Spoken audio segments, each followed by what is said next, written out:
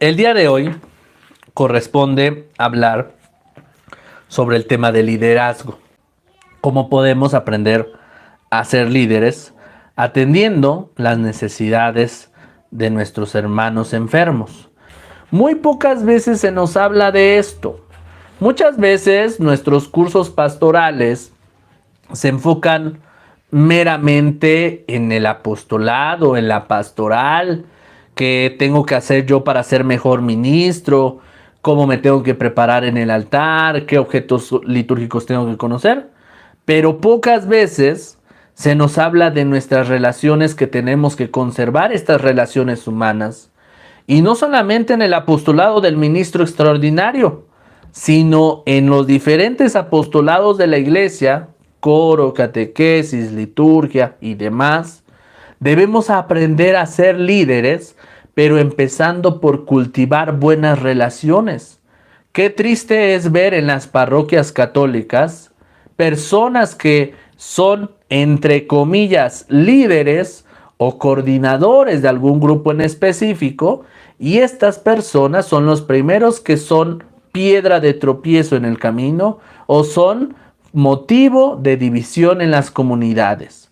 Son los primeros que andan hablando mal de los demás. Son los primeros que andan diciendo, ¿ya viste a fulanito de tal? Oye, ¿sabías este chisme de fulanito de tal? Y empezamos a hacer ocasión de división sin cultivar las relaciones. Una persona que es líder de comunidad tiene que aprender a ser prudente en sus comentarios, en sus observaciones y críticas hacia los demás. De tal forma que debemos de cultivar una buena relación con los demás simplemente dejando de hablar mal de ellos. Y empezar a cultivar una buena habla de los demás en buena forma. Siempre debemos procurar ver el bien en los demás. Yo sé que todos tenemos errores. Todas las personas normalmente observamos lo que está mal. Y aquí les quiero hacer una actividad muy sencilla, ¿sí? En cierta ocasión me la hicieron, ¿sí? Y se las voy a hacer a continuación. Psicológicamente hablando, ¿sí? Esta actividad se llama, pues, los errores que podemos ver, ¿sí? Bien.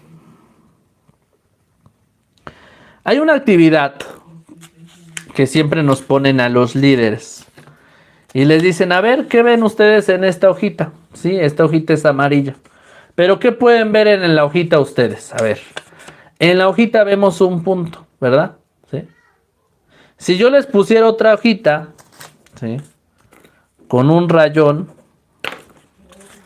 ¿qué vemos en la hojita?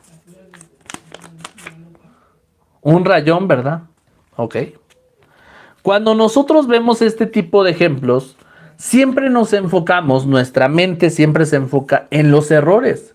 Oye, ¿ya viste ese puntito? Ese puntito no estaba. No debe de por qué estar ese puntito. O si vemos una rayita. Siempre nuestra mente se enfoca en el error. ¿Qué es lo que pasa con este ejemplo? Que siempre en las personas, por muy buenas que sean, por muy inteligentes, por muy correctas y ordenadas que sean, las personas humanas siempre nos andamos enfocando en los errores del otro. Oye, ¿ya viste que hoy no viene peinada? Oye, ¿ya viste que hoy no trajo el uniforme? Oye, ¿ya viste que hoy llegó tarde? Aunque siempre llegue tarde, va a llegar el día. Perdón, aunque siempre llegue temprano, va a llegar el día que llegue tarde. Y por un día que llegue tarde, por ese día ya te están juzgando y criticando. Siempre como seres humanos vamos a fijarnos en el mal. ¿Dónde está el error? Más allá de que apreciemos las virtudes, siempre apreciamos los errores. Y ese es un problema que tenemos para no ser líderes. La plática del día de hoy tiene que ver para aprender a ser líderes y darnos cuenta dónde están nuestros errores como servidores. Un error más grande es que nos fijamos mucho en los errores de los demás, no nos fijamos en los nuestros, y entonces en lugar de cultivar buenas amistades, llevar una buena relación con nuestros hermanos, hacemos división en los demás. Hay que cuidar esa relación. Hay personas que por carácter y por la educación que han recibido son muy sociables. No sé si les ha pasado, pero hay muchas personas que son muy sociables. Hay otros que por la dificultad que tienen para entablar buenas relaciones, acaban siendo intratables. Hay gente que de plano es muy tímida y pues no puede cultivar esas relaciones.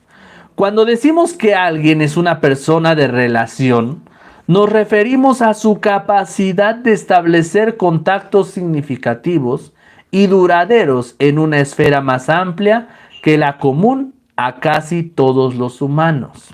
No toda persona de fácil relación es líder, pero todo buen líder es persona de relación.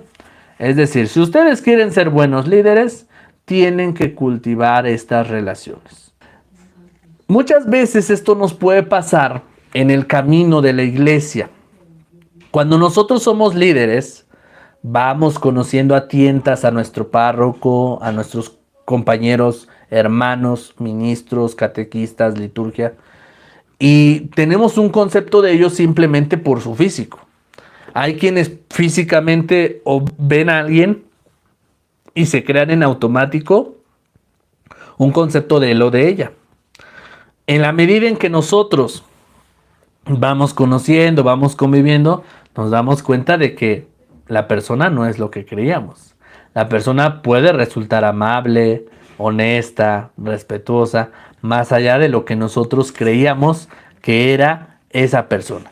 Hablando entonces del episodio de la conversión de Saulo en el libro de los Hechos de los Apóstoles, podemos preguntarnos por qué Jesucristo no le dio directamente las instrucciones necesarias para su nueva vida.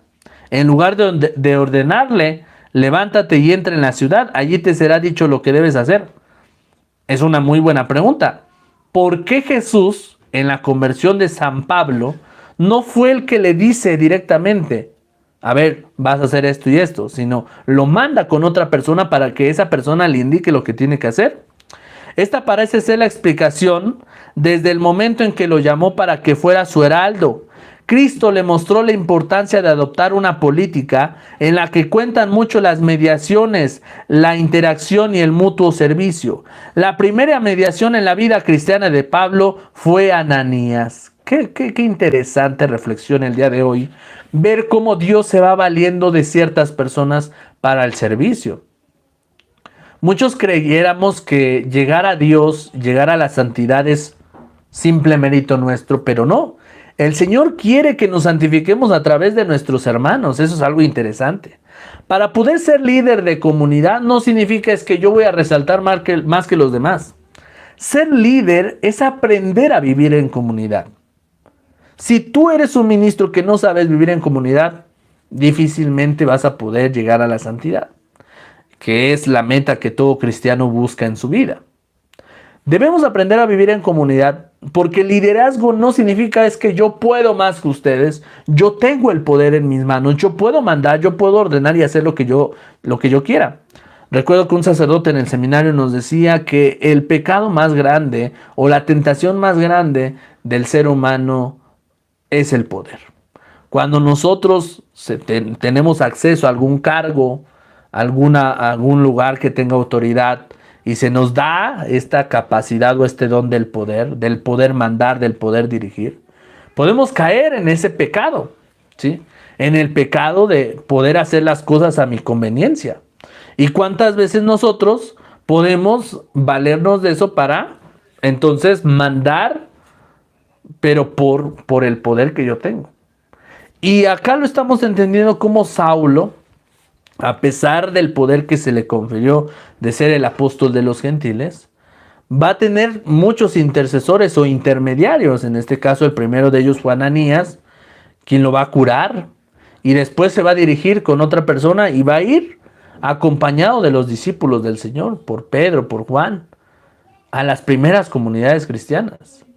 Y Saulo no lo hace solo, aunque él va dirigiendo a las comunidades, pero él no está solo.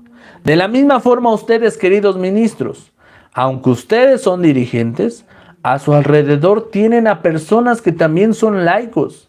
Muchas veces a nuestro alrededor hay laicos que rezan más que nosotros, que están preparados más que nosotros, y tenemos que aprender a hacer comunidad. Si tú eres ministro es porque Dios te ha entregado este don, pero lo vas a hacer en colaboración con tus hermanos. Y por eso es importante que cuando realicemos algún servicio litúrgico, por ejemplo en el altar, en la adoración eucarística o en la misa, siempre procuremos hacer actos de comunidad. ¿Cómo? Si yo voy a dirigir la hora santa, pues voy a poner a alguien que lea el Evangelio, voy a poner a alguien que haga los cantos, voy a poner a alguien que lea la palabra de Dios y luego yo voy a dar la reflexión. Pero para ello voy a poner a todos a trabajar en colaboración en esa adoración eucarística. Si también voy a dar un retiro, voy a dar en algún momento una liturgia de la palabra, pues que sean ciertas las personas que pasan a leer las lecturas, que pasen a leer las plegarias las plegarias universales, las oraciones universales donde pedimos por todas las personas.